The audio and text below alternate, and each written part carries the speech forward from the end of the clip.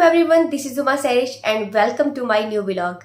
उम्मीद है कि आप खैरियत से होंगे, खुशबाश होंगे और मज़े में होंगे।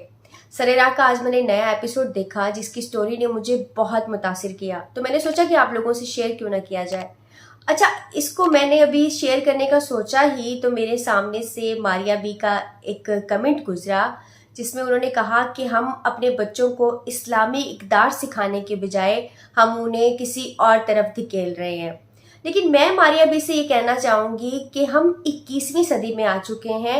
मारिया बी, आप ज़रा होश करें। और क्या आप ये बात नहीं जानती कि ख्वाजा सरा की एग्जिस्टेंस है?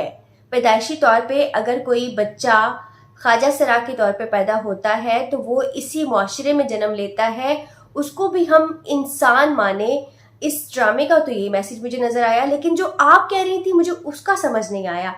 अगर कोई खुद अपने जिन्स को तब्दील करता है तो वो एक अलग बात है, लेकिन अगर कोई पैदा ही इस तरह से होता है तो उसका माशरे में उतना ही हक है, उसका माशरे में उतना ही किरदार है जितना लड़के का या लड़की का। तो जी, आते हैं हम ड्रामे की तरफ। ड्रामे की स्टोरी ब्रिलियंट, ड्रामे की एक्टिंग, मुनीब भट्ट ने उसमें ख्वाजा सरा का किरदार अदा किया बेहतरीन, नबील ने उसमें बाप का किरदार अदा किया बेहतरीन, उसमें जवेरिया सऊद ने किरदार अदा किया माँ का, उन्होंने भी अपना किरदार बेहतरीन अदा किया। सबा कमर तो वैसे ही ब्रिलियंट है, उनकी तो मैं वैसे ही बहुत बड़ी फ़ैन हूँ। अब आ जाते हैं कहानी की तरफ। तो कहानी में है ये कि मुनीब भट्ट जो कि एक ख्वाजा सरा के तौर पे पैदा हुआ है, एक थर्ड जेंडर पैदा हुआ है, उसको उसका बाप प्रोटेक्ट कर रहा है, पूरे मुआशरे से बचाने की कोशिश कर रहा है, लेकिन उसके अपने घर में भी एक जंग छिड़ी हुई है।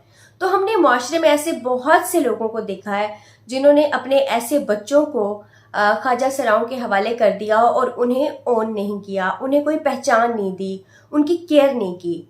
वो एक ऐसे बाप का किरदार अदा कर रहा है जिसे पता है कि उसकी जिम्मेदारी क्या है, उसने अपनी जिम्मेदारी को किस तरह से निभाना है, और उसने अपने बेटे को एक मुफीद शहरी, एक अच्छा इंसान बनाना है। उसके बेटे में जो एक कन्फ्यूजन है उसकी शनाख्त को लेके, उसको दूर करना है। ये एक बहुत बड़ा पैगाम था। इस ड्रामे में एक डायलॉग इस तरह भी था कि मेरी जान, तुमने इस बात की फिक्र नहीं करनी कि तुम्हारी शनाख्त क्या है, तुम्हारी जिन्स क्या है।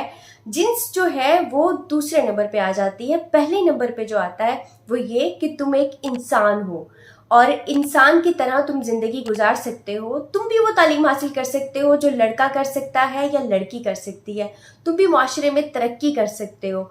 और मैसेज जो इस डायलॉग में था वो बहुत ही बेहतरीन था।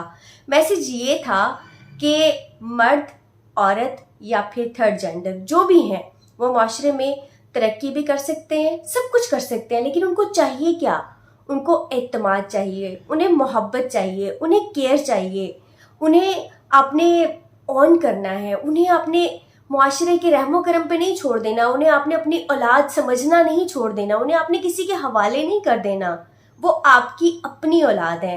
It was a brilliant message. और स्टोरी को देखते हुए मैं अगर कहूँ कि बहुत सी रियलिटीज़ को देखने के बाद अब ना इतने इमोशनल सीन्स पे रोना नहीं आता।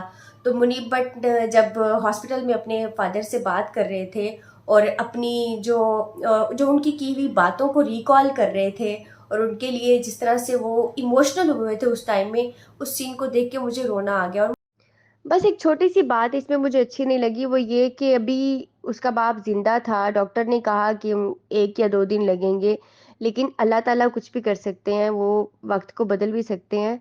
और वो जो बाप हमेशा से उसकी केयर करता रहा, उससे मोहब्बत करता रहा, वो उसके लिए पहले ही बुकिंग कराने चला गया कब्र की।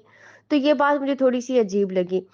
और उसके फादर के मरने के बाद भी जो उसका रिएक्शन था वो कोई इतना ज़्यादा सदमे वाला नहीं था, लेकिन एक प्रैक्टिकल उसको उस टाइम में दिखाया गया है।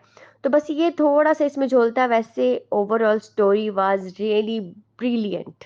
मुझे बड़े अरसे के बाद लगा कि ये कोई ऐसी प्रोडक्शन है जिसको देख के बहुत ही अच्छा महसूस हो रहा है कि हम माशरे में कोई बेहतरीन किरदार को जन्म दे सकते हैं, या हम माशरे में मौजूद लोगों की किसी तरीके से किसी मैसेज से मदद कर सकते हैं। हम अब वो स्टीरियोटाइप्स किस्म के ड्रामों से और कहानियों से बाहर निकल आए हैं। तो मैं कहना चाहूँगी कि thank you so much Adeel Razzaq, आपने एक बेहतरीन स्टोरी लिखी और जितने भी लोगों ने इसको फिल्माया है, इसको अदा किया है, वो भी सब बेहतरीन थे। अगर आपको मेरी वीडियो पसंद आई है तो इसको शेयर कीजिए, मेरे चैनल को सब्सक्राइब करना ना भूलिए और कमेंट में मुझे बताइएगा कि आप इसके अलावा क्या क्या देखना चाहते हैं। Thank you so much.